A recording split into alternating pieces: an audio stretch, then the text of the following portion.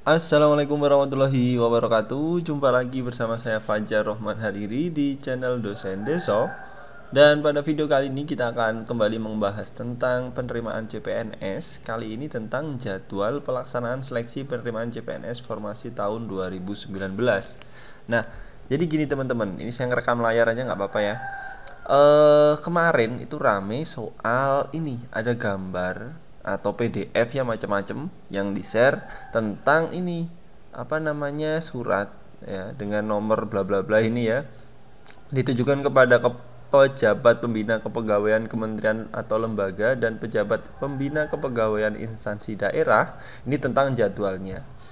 Ya, tapi saya lihat di websitenya BKN ini belum ada rilis resminya, dan di Menpan juga belum ada. Meskipun ada juga yang sudah nge-share soal siaran persnya, jadwalnya juga seperti ini. Kalau kita lihat di akun resminya di Twitter, ini juga belum ada, di Facebook juga belum ada. Nah, belum ada ini belum tentu memang berita itu hoax gitu ya. Bisa jadi karena memang belum dirilis di website atau di akun resminya. Kenapa? Karena di Instagramnya Bapak Bima Arya Wibisana, nah ini ada. Nah ini kan yang beliau yang apa tanda tangan ya, dan beliau yang nge-share gitu. Berarti bisa dipastikan berita ini valid gitu ya. Mungkin memang belum dirilis oleh website atau akun resminya, tapi karena yang tanda tangan aja sudah nge-share gitu kan, berarti kan kemungkinan ya kemungkinan berarti hal ini benar gitu.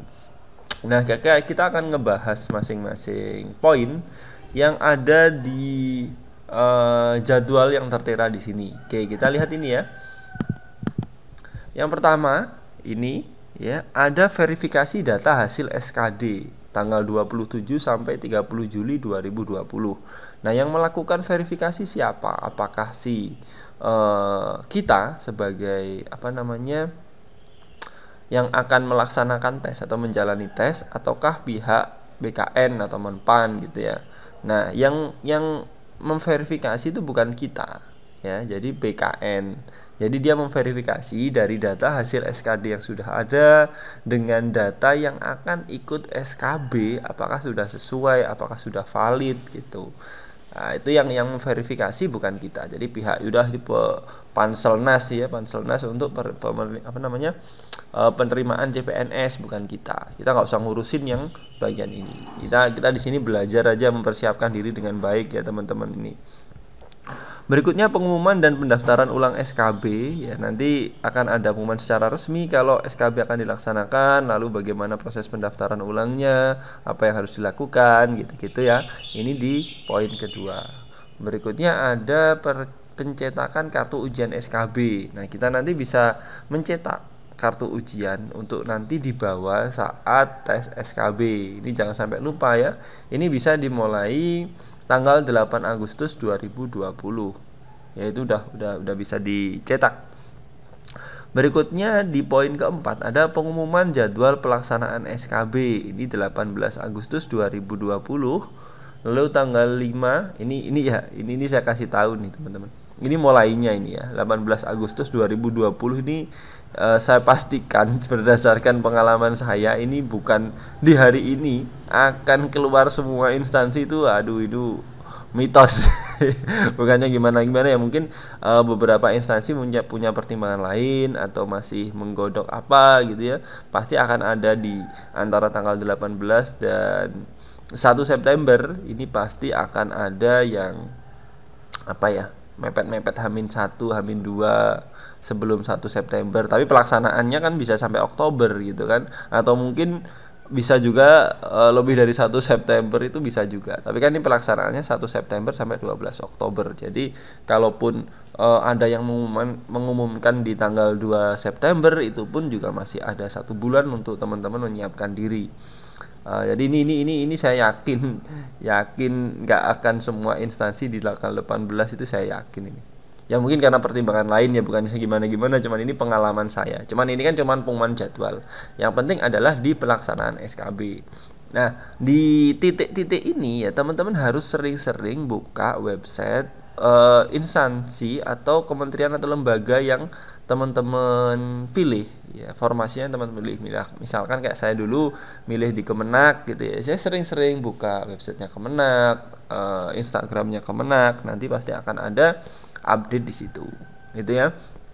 Nah, yang jelas di sini pelaksanaan tanggal 1 September 12 Oktober ya. Teman-teman perlu memperhatikan berita ya di sini dan apa ya? Selalu cek di apa namanya? Sumber resminya. Ya, takutnya nanti hoax, teman-teman mempercayai itu ternyata merugikan teman-teman, kan sayang banget gitu. Nah, kayak saya itu selalu akan ngecek ke websitenya PKN, ke Menpan, ke akun resminya, lalu ke Bapak Bima Arya Wibisana. Kalau di antara ini sudah ada ya berarti valid gitu aja. Ini punyanya Bapak Bima Arya Wibisana sudah ada di website resminya belum ada, ya kemungkinan valid dong yang tanda tangan beliau kan gitu kan. Oke, berikutnya ada pengolahan hasil SKD dan SKB. Ini tanggal 8 sampai 12 Oktober 2020. Nah, ini nanti hasil setelah kita melaksanakan tes SKB nanti akan direkapitulasi ya. Nanti totalnya seperti apa? SKD ini kan 40%, SKB 60%. Lalu ada juga kayak dibagi-bagi lagi SKB ya, untuk beberapa kementerian ada yang misalkan ada 3 ya, kayak misalkan Kemenak ada psikotes, ada wawancara, ada praktek kerja dengan prosentase masing-masing. Ya. Lalu ini rekon integrasi hasil SKD dan SKB ini ya, di total-total lagi. Lalu penyampaian hasil seleksi tanggal 26 sampai dengan 28 Oktober 2020. Berikutnya pengumuman, ini penyampaian hasil seleksi itu kepada Panselnas, ke BKN mungkin gitu ya. Berikutnya ada pengumuman hasil seleksi ini tanggal 30 Oktober 2020 ya. Ini pun juga sama, kalau berdasarkan pengalaman saya ini bisa berbeda ya. Kadang-kadang bisa berbeda. Tapi bisa juga jadi satu, bisa per kementerian bisa. Tapi kalau per kementerian kayaknya kadang-kadang nggak akan satu apa namanya, satu tanggal, pasti ada yang agak belakangan itu ya karena ya banyak yang diurus lah ya teman-teman, banyak yang diurus. Berikutnya usul penetapan NIP tanggal 1 sampai dengan 30 November 2020. Oke. Nih, mengingat pentingnya pelaksanaan seleksi penerimaan CPNS formasi tahun 2019 tersebut, agar jadwal ini dapat digunakan sebagai acuan dalam melaksanakan kegiatan penerimaan CPNS tahun 2019. Kepala BKN Bapak Bima Arya Wibisana. Oke.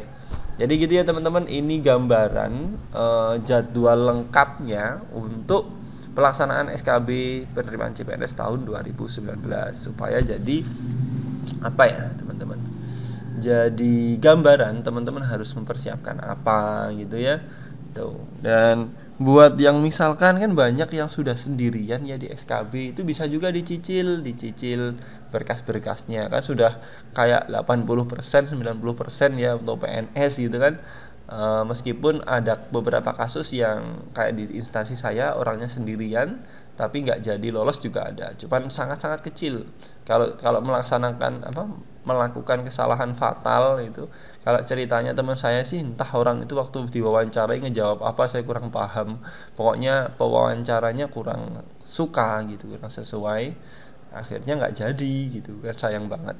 Jadi tetap harus, meskipun sendirian harus tetap optimal, harus tetap maksimal supaya ya bagus gitu.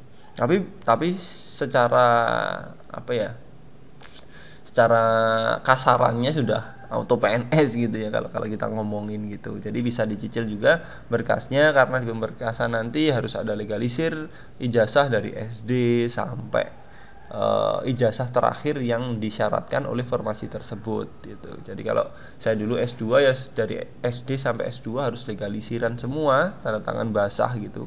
Jadinya repot dulu kalau apalagi waktunya mepet gitu ya, kadang-kadang cuma dikasih waktu seminggu atau misalkan beberapa hari itu, aduh luar biasa dulu repotnya gitu.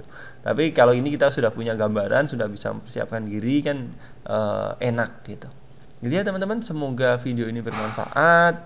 Dan jangan lupa untuk selalu berdoa, selalu untuk memaksimalkan segala potensi yang dimiliki untuk bisa meyakinkan yang ngetes ya. Kalau ada pewawancara, bagaimana teman-teman meyakinkan yang mewawancarai nanti supaya ya teman-teman yang paling layak di antara pesaingnya, gitu ya. Semoga video ini bermanfaat. Saya Fajar Roman Hariri. Wassalamualaikum warahmatullahi wabarakatuh. Bye.